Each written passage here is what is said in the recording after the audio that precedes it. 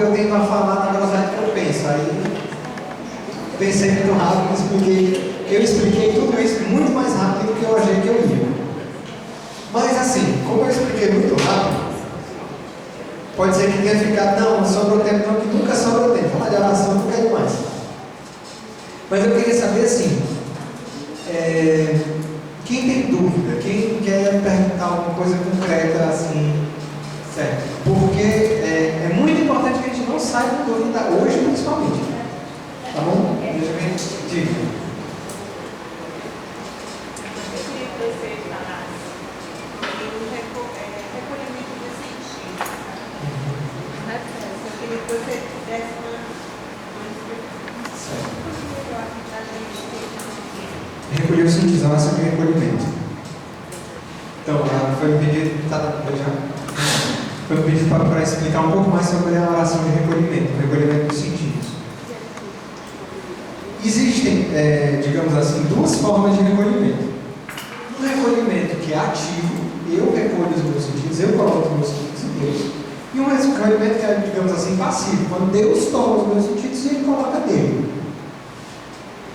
O recolhimento, a oração de recolhimento, Santa Teresa vai falar, ela vai falar o que é essa oração. É aquilo que eu tinha falado mais ou menos na receita do bolo. Eu vou pegar todos os meus sentidos e eu vou fazer um esforço para colocá-los em Deus. Seja através de uma meditação em uma palavra, seja por uma música, seja simplesmente por entregar tudo nas mãos de Deus. Como a gente tinha falado, às vezes a minha memória é o que está me incomodando, às vezes são coisas que eu tenho para fazer, às vezes são obrigações que eu tenho, que isso vai me tirando de Deus, como se alguma coisa pudesse me tirar de Deus, mas entenda, isso vai tirando a minha concentração de Deus, do centro da minha alma que é Deus. Então qual vai ser o esforço da minha alma? O que eu vou precisar fazer? Eu vou precisar pegar e entregar nas mãos de Deus. O segredo que eu tinha falado quando falava da dispersão. Eu tenho que tirar das minhas mãos. Não, isso não me pertence. Agora isso pertence a Deus. E na maneira que eu vou tirando das minhas mãos, essa coisa vai perdendo o poder e eu vou colocando de volta o meu olhar e o meu entendimento em Deus. O Frei Maximiliano Herraes, quando ele veio aqui a Fortaleza em 2001 ou 2002, ou 2003, Carol estava aqui ainda. Eu me lembro que eu estava do lado dela nessa pregação. E ele falava o seguinte, isso para mim, na pregação toda que ele deu, que ele chamou rapaz, tudo que ele falou assim, para mim, o que mais marcou, porque ele disse assim, faça o que mais despertar o amor no seu coração.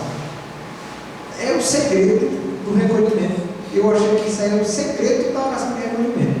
Você faça aquilo que mais lhe desperta o amor na sua alma. Se cantar para você desperta o amor a Deus, pois cante. Se ler a palavra, conhecer Jesus no Evangelho, desperta o amor no seu coração, pois leia. Faça. Se você quer escrever, escreva cartas ao amor da minha vida. Escreva uma carta ao amor da sua vida, que aquilo desperta o amor do seu coração. Mas saiba parar quando o amor já estiver desperto. Por exemplo, você está escrevendo, não tenha medo de parar uma palavra no meio. Você está escrevendo, Senhor, eu te amo com todas as forças do meu coração, embora eu saiba que meu coração é fraco, embora eu saiba que eu sou pecador, Senhor, tu sabes que o meu coração só quer a ti. E você vai ver que essas palavras que você está escrevendo, elas vão aquecendo o seu coração de amor a Deus. Aí o que você faz? Para de escrever. Para de escrever e ama. Isso aí, Santa Teresa já vai falar disso nas Quintas Moradas, mas ela fala também no Caminho de Perfeição, se não me engano. Na nossa oração não vale muito pensarmos muito, mas amarmos muito. Esse é o principal. Então, na oração de recolhimento, é isso que é o essencial. Se você está escrevendo e aquilo despertou o seu coração para o amor, pare de escrever, tá bom. Pare, respira, viva aquele amor, ame, deixe o seu coração amar a Deus. O fogo se aqueceu, se inflamou, você está ali, você e Deus, o fogo diminuiu, parou, continua escrevendo. Senhor, tu sabes tudo. E aí aquilo vai aquecer o seu coração de novo. Esse é o movimento normal da oração. Para mim, assim, a leitura dos Salmos é o que todos para mim, assim, só em ler já me aquece o coração, é uma coisa assim que é muito natural. Senhor, meu coração não se orgulha de orgulho, deixa eu ver aqui. Esse é o 131, mas esse outro das subidas aqui que eu. Sim, eu vou colocar, mas assim. Para os montes levanta os meus olhos, onde virá meu socorro? Às vezes só com isso aqui já dá para você parar e levanta os olhos para Deus e reza. Aí para, bom, meu socorro vem do meu Senhor, que é o Criador do céu, não dorme nem cochila o guarda de Israel. Meu Deus, Senhor, tu olha para mim de Deus. Entende? Assim, funciona assim. E a outra oração de recolhimento, que é essa, que é a oração de quietude, que é quando Deus toma. Deus toma. Gente, esse já é o terceiro celular que toca. Por favor, desligue. Quem não desligou, pode olhar agora. Porque realmente para mim isso me deixa totalmente perdido. Não sei mais nem o que eu estava falando. Podem olhar, eu não me incomodo não. Olhem todos ali, abram as bolsas, olhem, desliguem o celular, olhem você nesse início. Bom, amém. Eu acho que deu para entender a oração de recolhimento, né? Alguém tem outra pergunta sobre a adoração, sobre hoje a consolação? Sobre a meditação? Então, diga. Eu queria saber assim, porque você falou que a tendência de quanto mais você vai olhando, né? Os sentimentos vão diminuindo. Isso. Né? Mas em relação aos dons, isso é uma coisa diferente, né? Os dons, assim, a abertura aos dons, eles também isso tem que aumentar. Não é exatamente o contrário, a abertura aos dons tem que aumentar. Só que os dons é diferente. Por exemplo, quando a gente tinha uma profecia, assim que a gente estava no grupo de oração, a profecia vinha com uma emoção muito profunda. Você dizia, Deus está falando comigo, parecia, pelo menos falando de mim. Dava um frio na barriga, porque eu sentia que aquela profecia não era minha, eu sabia que era de Deus, e eu tinha que proclamar. Eu ficava todo nervoso, todo arrepiado, porque eu ia ter que proclamar uma profecia. Hoje, quando tem uma profecia, é mais, assim, entenda, é natural, não é uma coisa mais emocionante como era antes, entende? Acontece a dissociação dos sentidos. Não que ela tenha chegado aqui, eu estou longe aqui. Mas assim, entende que esse caminho aqui é um caminho de dissociação. Ah, Felipe, mas aí ninguém me perguntou, estava doido para alguém me perguntar, ninguém me perguntou. Mas Santa Teresa sabe que você saiu voando depois da comunhão, como é isso? Estava tudo doido para perguntar, ninguém teve coragem. Foi. Como é isso? Ela tinha manifestações extraordinárias e tudo mais. Porque, como eu estava falando dos caminhos, não tem porta. Aqui não tem porta, não. De uma morada para outra, da primeira morada para a sétima morada, não tem porta, não.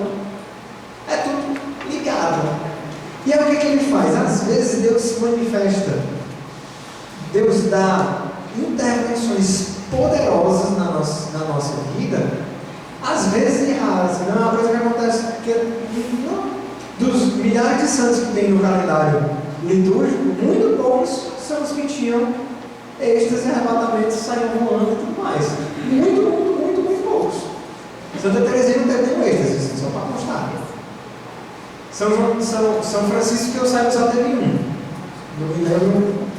Santa Teresa foi um caso extraordinário. A própria conta até, reza a lenda, que ela teve uma época que ela deixou o escapulário do hábito dela mais comprido atrás.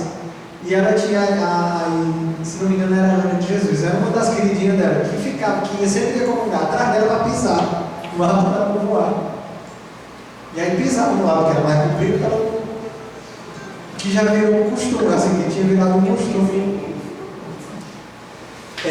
para ela. Então, assim, é um caso extraordinário. O êxtase é um caso extraordinário. Ai, filho, mas eu quero ter êxtase. Queira não, porque eu só digo um motivo pelo qual você não deve querer. Porque o próprio Jesus disse: a quem muito foi dado, muito será cobrado.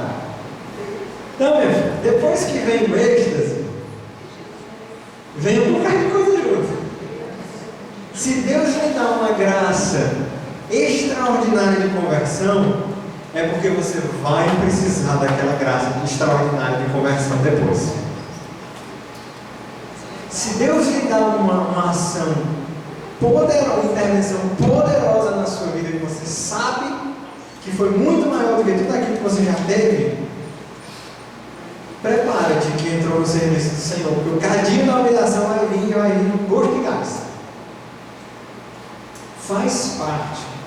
A gente sabe que Santa Teresa teve estes arrebatamentos, mas a gente não se lembra que Santa Teresa era perseguida à torta e à direita, que tinha gente da Inquisição na porta dela o tempo todo, que ela quase recebeu uma carta de excomunhão, que ela só não foi excomungada, ela nunca recebeu esta bendita carta, graças a Deus.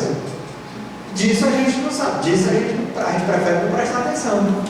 A gente quer ter os eixos, mas a perseguição é aquela coisa: felizes vós, tereis 100 vezes mais na terra, pais, mães, irmãos, casas, coisa linda. A gente esquece o que ele diz em seguida, como perseguições. Então, assim, o êxtase, ele é bom? É. Porque ele vem de Deus. É ótimo? É. Ele vem acompanhado de uma graça de conversão profunda. Ele vem acompanhado de uma certeza inabalável da presença e da ação de Deus nas nossas vidas? É. Mas ele não me salva. Então, assim, quer dizer que Deus deu êxtase, ele vai depois. É o que Santa Teresa diz. Deus, para quem Deus ama muito, ele pede muito. A gente sabe quando Deus ama muito a pessoa pelo tanto que ele pede, não pelo tanto que ele dá. Deus pede muito. Então, assim, então é para rezar para não ter êxtase. Mas se eu fosse tu, eu rezava. Se eu fosse você, eu rezava. Pois é como diz uma coisa aqui: é melhor deixar de fazer o que ele quiser. Porque se a gente pedir para ter, é capaz dele dar. Se a gente pedir para não ter, ele também não dá, não se preocupe, não. Tudo depende dele. Tudo depende dele. Eu já disse isso, já dei esse exemplo antes, mas eu vou dizer de novo porque eu acho ótimo isso aqui. Isso aí é uma lenda, não tem registro escrito de que isso realmente aconteceu. Mas, eu já contei isso outra vez. Mas assim, é a história do São João da Cruz vai visitar o Frei João da Cruz, né, que na época não era santo, não tinha sido canonizado ainda, vai visitar o mosteiro. Aí as irmãs vão felizes com a visita do Frei João, fazem uma surpresa. Aí João da Cruz, por amor ao meu Deus, eu vou renunciar a essa sobremesa. Aí Santa Teresa diz: pois por gratidão eu vou comer a minha e a sua. Isso revela muito do temperamento dos dois. São João da Cruz, ele não queria, ele negava, ele dizia assim: não queira. O começo do subir da Monte Carmelo, a receita dele é nada e mais nada. Para subir o Monte Carmelo é nada.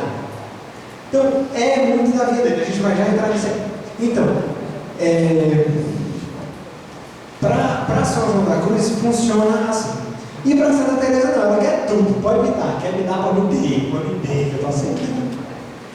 Aí isso aí eu já vi, não sei aonde, mas conta que São João da Cruz às vezes fazia isso, entre aspas, só de mal. Chegava pelo amor de Deus, está gravando, tem coisa que não pode ser gravando nenhuma. Mas que São João da Cruz às vezes fazia isso, ele pegava a hóstia, dividia e dava um pedacinho pequenininho assim para Santa Teresa. Não é para você estar se deleitando com essas coisas, porque Deus não é deleite. Deus é o mesmo Deus que você está recebendo, gosta bem, não gosta bem pequenininho, mas ela gostava da crente, ela queria a crente que ela estava. Deve besteira, viu? Aqui, só pequenininho. Por quê? São João da Cruz, eu já disse da outra vez também, ele tinha uma coisa tão assim com essas manifestações de Deus, que teve uma vez que ele sentiu que Deus ia pegar ele de jeito, ele se agarrou na porta e disse: eu não vou. Aí Deus arrancou a porta para o João da Cruz e subiu tudo. Aí lá está João da Cruz, lá em cima agarrado na porta. Quando Deus quer dar, ele dá e acabou. Se a gente quer, a gente não quer. Certo? Mas aí voltando, todo mundo vai ter êxtase de arrebatamento? Não. Eu sei não, assim. Se eu fosse fazer, não queria ter não, mas enfim. Porque quando a gente vai chegar aqui, o essencial da nossa vida de oração está em Deus. O essencial da nossa vida de oração está em se unir a Deus. O essencial da nossa vida de oração está em servir a Deus. O essencial da nossa vida de oração está em ser todo dele, agir só para ele, ser o instrumento dele para a edificação da igreja, da comunidade, dos homens, do mundo, da humanidade. É para isso que a gente reza. A gente reza por ele, para amá-lo. Nem que para amá-lo a gente tenha que perder a nossa própria vida. Porque se a gente buscar na nossa oração os êxtases dos arrebatamentos e as coisas extraordinárias, a gente está fazendo isso aqui. Caminho contrário. E eu estou vindo do centro para cá e ficando na periferia, aqui na rabada do castelo. Os sentimentos. E os sentimentos, eles não são essenciais. Se Deus quiser me dar, agradeço, louvo bem muito. Mas eu não estou rezando por causa disso. Estou rezando por Deus, para amá-lo. Esse é o objetivo da minha oração. A gente tem que entrar nesse intuito, certo? Então vamos lá. Gosto, consolação, os dons do Espírito Santo. Eu acho que merece falar um pouco mais. Então. Os dons do Espírito Santo.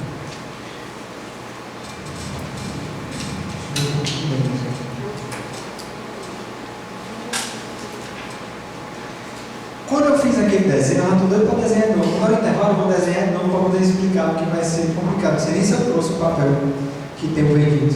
Tem, tá aqui. Aqui a gente vai ver o seguinte: que a gente tem fé, esperança e caridade ligados à nossa vontade, que é a vontade ligada à caridade. A gente tem a esperança ligada com a memória. E a gente tem a fé ligada com a inteligência. Por essas três áreas do nosso ser, pelas três virtudes teologais, nós tocamos a Deus. Mas especialmente pela fé. A fé vai ser o alimento contínuo da nossa oração. Por isso que eu digo que é melhor a gente rezar sem sentir nada do que a gente rezar sentindo alguma coisa. Por quê? Quando eu rezo sem sentir nada, eu estou fazendo um ato de fé puro. Quando eu rezo sentindo alguma coisa, eu corro um grande risco de, pelos meus sentimentos, perder a Deus. Então, a fé, o que ela vai fazer? A fé, por ela ter como virtude, como ela tem como origem o próprio Deus, ela tem como origem o próprio Deus, e ela tem como destino o próprio Deus, a fé vai ser a nossa ligação, por meio da oração, com Deus. Então aqui somos nós, aqui é uma coisa, aqui é uma plantinha, e a fé, ela vai se enxertar na nossa inteligência.